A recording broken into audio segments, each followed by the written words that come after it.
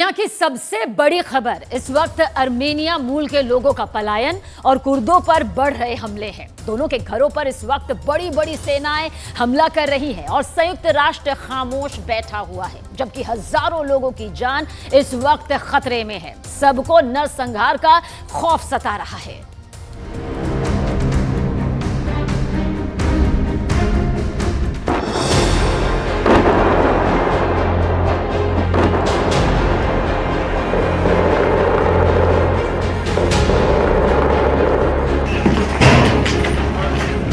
दुनिया के दो देश इस वक्त नरसंहार के काम में लगे हुए हैं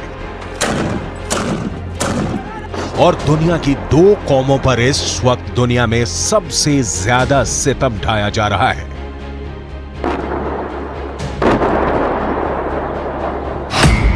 पहला तो अर्मीनिया मूल के ईसाई जिनका घर काराबाख है, इनको अजरबैजान ने बेहाल कर रखा है, और दूसरा कुर्द नस्ल के लोग जिनका घर इराक, ईरान, सीरिया और तुर्की के सरहदी इलाकों में माना जाता है। इन इलाकों में भी खास तौर पर इराक में कुर्दों पर सीधी हवाई बमबारी हो रही है। अर्मीनिया हाफ, कुर्द साफ, अजरबैजान और तुर्की मिलकर इस वक्त शायद इसी योजना को लागू कर रहे हैं। संयोग की बात यह भी है कि अजरबैजान और तुर्की के बीच सगे भाई वाला रिश्ता है।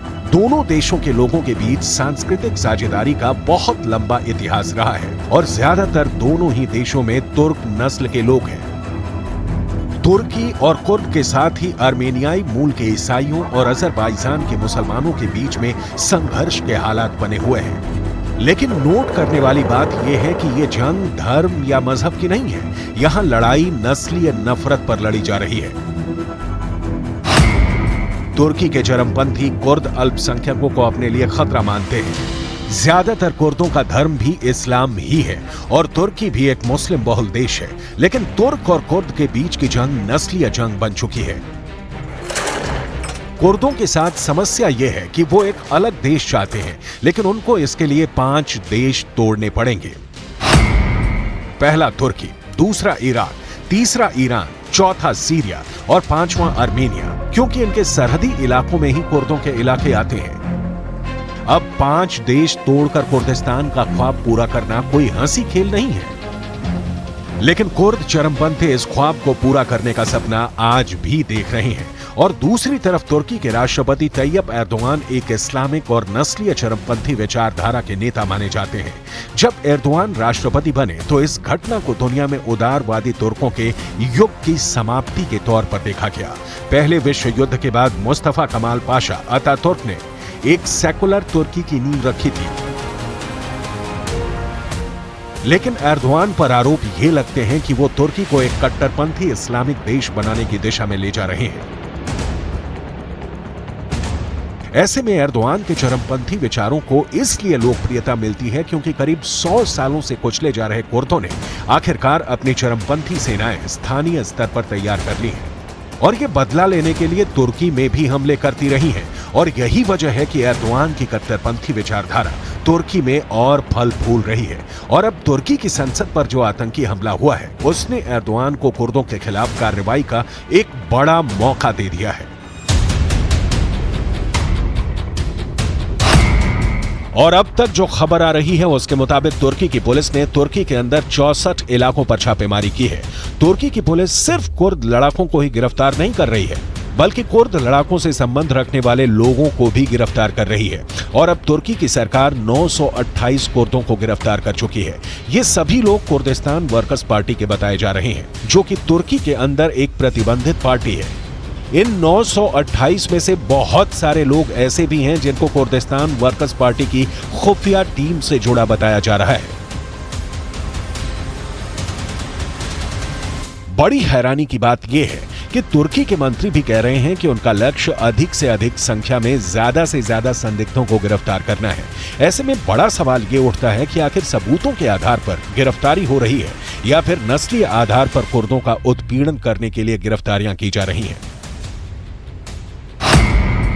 सबसे ज्यादा गिरफ्तारियां सीरिया की सीमा से लगा एक बड़ा दक्षिण पूर्व शहर सान लियोर्फा में हो रही हैं। अमेरिका इस पूरे इलाके में अपने राष्ट्रीय हितों के हिसाब से ही शतरंज की चालें चलता है और जब इस्लामिक स्टेट के साथ अमेरिका की जंग हो रही थी उस वक्त तो अमेरिका ने कुर्दों का खूब इस्तेमाल किया, लेकिन जैसे इस्लामिक स्टेट हार गया और कुर्दों की जरूरत खत्म हो गई, अमेरिका ने कुर्दों को उनके ही हाल पर छोड़ दिया।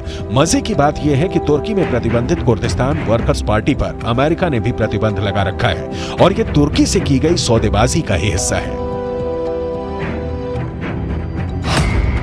तुर्की की संसद पर रविवार को आत्मघाती हमला उस वक्त हुआ जब तुर्की के गृह मंत्रालय के प्रवेश द्वार के पास एक विस्फोट हुआ।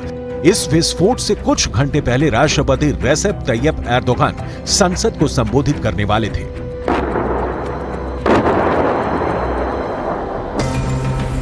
अब जांच के दायरे में इस बिंदु को भी शामिल किया गया है कि क्या इन बम धमाकों में प्रेसिडेंट एर्दोगान को ही मारने की साजिश रची गई थी। फिलहाल तुर्की के राष्ट्रपति इजरायल की उस अघोषित नीति पर चलते हुए नजर आ रहे हैं कि अगर तुम एक मारोगे तो हम 10 मारकर बदला लेंगे। तुर्की की संसद पर हुए हमले के बाद तुर्की के लड़ाकू विमानों ने इराक के अंदर कुर्द लड़ाकों के ठिकानों पर बमबारी कर दी है। इस बमबारी में कई कुर्द लड़ाकों के मारे जाने का दावा किया जा रहा है। तुर्की के आंतरिक मामलों के मंत्री ने वायुसेना की कार्रवाई की पुष्टि की है और कहा है कि सभी आतंकियों के मारे जाने तक लड़ाई जारी रहेगी। तुर्की की वायुसेना ने कुर्द विद्रोहियों के उत्तरी इराक स्थित 20 ठिकानों को तबाह कर दिया है। इनमें कई गुफाएं, बंकर, शेल्टर होम और गोदाम शामिल हैं। ये सभी ठिकाने कुर्द विद्रोही संगठन कुर्दिस्तान वर्कर्स पार्टी के बताए जा रहे हैं।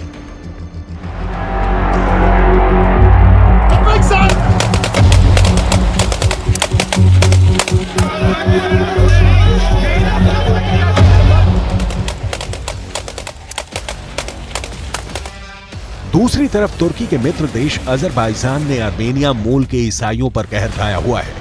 इस वक्त अजरबैजान के special force, commando battalion, tank, तोप और रॉकेट फोर्स ने पूरे नागोर्नो काराबाख में भयानक कत्लेआम मचा रखा है। रूस की चुप्पी से हालात ये हो गए हैं कि ईसाई देश आर्मेनिया इस वक्त खून के आंसू रो रहा है।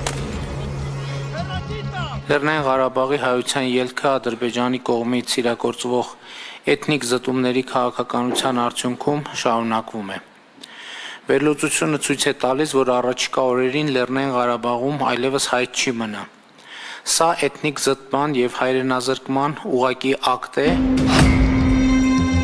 अजरबैजान के हमले के बाद से नागोर्नो काराबाख की 80% आबादी घर छोड़कर आर्मेनिया पलायन कर चुकी है।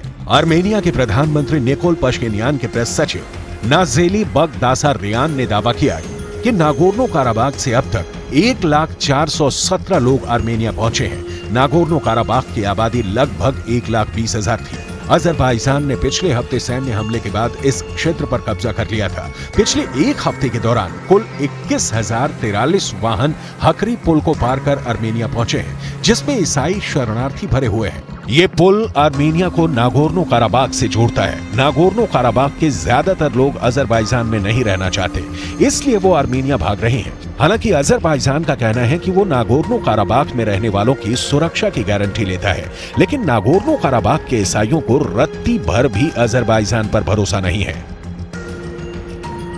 Ինչի՞ եք գնալու ճանապարհ, ինչի՞ց եք խոսում։ Նորից տանեմ երեխաներս վտանգի ենթարկեմ։ Եթե նայած պետությունը եթե ոչ սահմանամերձ, մենք պատերազմից շատ գոհ ենք, լրիվ ահա որ սարսափած դեռ մեր վախտ այնա մեր սրտում, մեր հոգում մի ապահով տեղ, այնպիսի տեղ, որ էլ կրակոց չլսենք։ Սա է մեր երազանքը, միակ երազանքը, հանգիստ ապահով առանց պատերազմի որ այդտեղ, որ իմ երեխան 2 տարեկան տղա։ कुल मिलाकर ये पूरी जिम्मेदारी विश्व समुदाय और संयुक्त राष्ट्र की थी कि कुर्दों और आर्मेनियाई मूल के ईसाइयों को बचाया जाए, क्योंकि ये दोनों ही अपने अपने इलाकों में अल्पसंख्यक थे। लेकिन संयुक्त राष्ट्र इस मोर्चे पर भी पूरी तरह से नाकामयाब साबित हुआ है।